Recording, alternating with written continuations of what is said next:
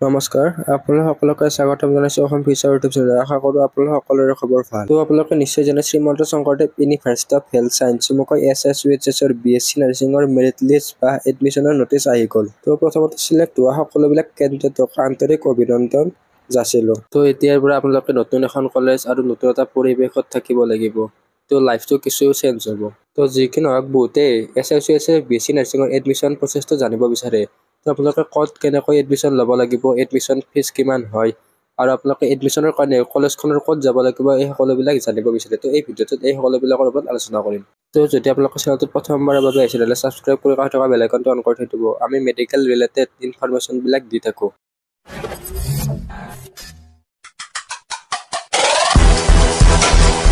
Merit লিষ্টখন ক'ৰ পৰা ডাউনলোড কৰিব, কি ডকুমেণ্ট লাগে, এই সকলোবিলাকৰ ভিডিঅ' অলৰেডি আছে। তো ভিডিঅ'টোৰ লিংক ডেছক্ৰিপশ্যনত দি দিম, তাৰে পৰা আপোনালোকে চাই ল'ব পাৰিব।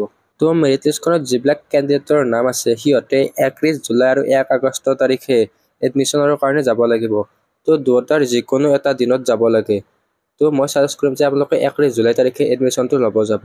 কাৰণ যদি কিবা কাৰণত 31 জুলাই তাৰিখে আপোনালোকৰ কিবা প্ৰব্লেম হয় তেতিয়াহ'লে 1 আগষ্ট তাৰিখে এডমিশ্যনটো ল'ব পাৰিব। তো এডমিশ্যনৰ কাৰণে ক'ত যাব লাগিব? তো আপোনালোকে যোনখন কলেজত চিট এলট হৈছে, লাইক আপোনালোকে GMC পাইছে যদি GMC, AMC পাইছে যদি AMC বা SMC পাইছে যদি SMC, কোকৰাঝাৰ, যোৰহাট।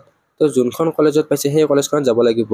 তো আপোনালোকে ইয়াৰ কাৰণে গুগল মেপ ইউজ কৰিব পাৰে। তো আপোনালোকে কলেজখনত যোৱাৰ পিছত কি কৰিব লাগিব? তো কলেজখনত যোৱাৰ পিছত সকলোবিলাকৰে ডিপাৰ্টমেণ্ট ৱাইজ ভাগ থাকে। লাইক B ফাৰ্ম, D ফাৰ্মৰ বেলেগ, নাৰ্ছিঙৰ বেলেগ।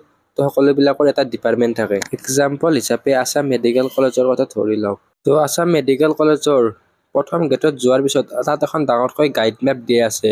কোনটো ডিপাৰ্টমেণ্ট ক'ত আছে তাত আপোনালোকে চাই ল'ব পাৰিব।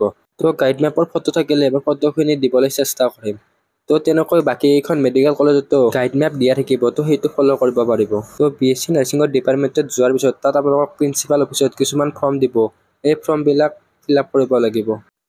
তো প্ৰথমতে আপোনালোকক মেডিকেল ফিটনেছ চাৰ্টিফিকেটৰ যিখন ফৰ্ম আছে সেই ফৰ্মখন দিব।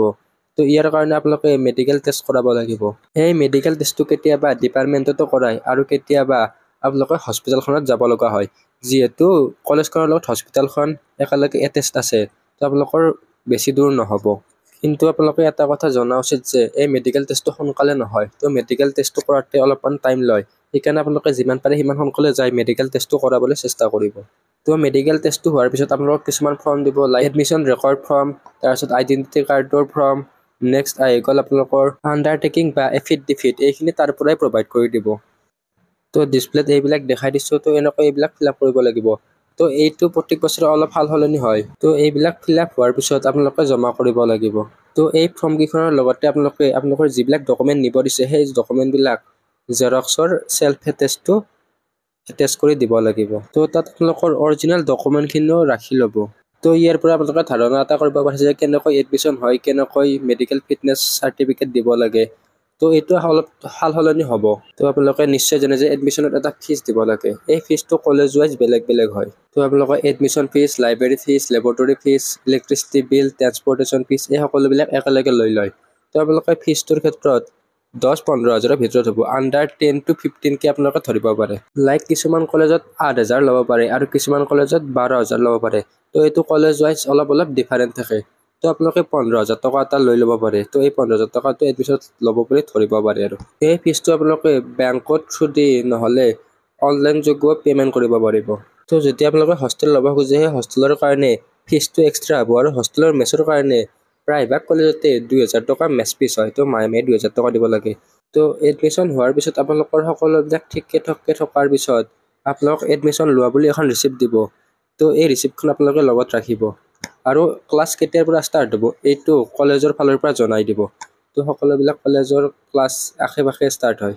বাকী আগৰ প্ৰচেছখিনি ক্লাছ ষ্টাৰ্ট হোৱা ডেট, গেপ চাৰ্টিফিকেট লাগেনে নাই বা মাইগ্ৰেশ্যন চাৰ্টিফিকেট লাগিবনে নাই, এই সকলোবিলাক ডিটেইলছ কলেজখনৰ পৰা প্ৰভাইড কৰিব। আৰু আপোনালোকে যদি ফাৰ্ষ্ট কাউন্সিলিঙত এডমিশ্যন লোৱাৰ পিছত ছেকেণ্ড কাউন্সিলিঙত কলেজ চেঞ্জ কৰিব বিচাৰে তেনেহ'লে আপোনালোক এডমিশ্যন লওঁতে যিখন ৰিচিপ্ট দিব সেই ৰিচিপ্টখন আপোনালোকে ছেকেণ্ড কাউন্সিলিঙত লৈ গৈ দেখাব লাগিব। তো ছেকেণ্ড কাউন্সিলিঙত সেই এডমিশ্যনৰ ৰিচিপ্টখনৰ ওপৰত ভিত্তি কৰি আপোনালোকক চিটটো চেঞ্জ কৰাই দিব। তো আপোনালোকে এই ভিডিঅ'টোত গম পালে যে এডমিশ্যন প্ৰচেছ কেনেকুৱা, ক'ত এডমিশ্যন ল'ব লাগিব বা এডমিশ্যন ফিজ কিমান হ'ব পাৰে। তো আপোনালোকে ইয়াৰ পৰা এটা অনুমান কৰিব পাৰিলে। এই ভিডিঅ'টোত এইখিনি আছিল। তো তো বহুত কেন্দ্ৰতে BSc নাৰ্ছিঙৰ এডমিশ্যনৰ কথা গম পোৱা নাই, তো ভিডিঅ'টো আপোনালোকৰ বন্ধুবৰ্গৰ সৈতে শ্বেয়াৰ কৰি দিব আৰু আমাৰ হোৱাটছআপ গ্ৰুপত জইন হৈ ল'ব আৰু কোনে কোনখন কলেজত চিট পাইছে সেইটো কমেণ্ট কৰিবলৈ নাপাহৰিব। তো নেক্সট যিকোনো ধৰণৰ নটিফিকেশ্যন আহিলে আমাৰ চেনেলত দি দিবলৈ চেষ্টা কৰিম। এই ভিডিঅ'ত এইখিনি, ধন্যবাদ।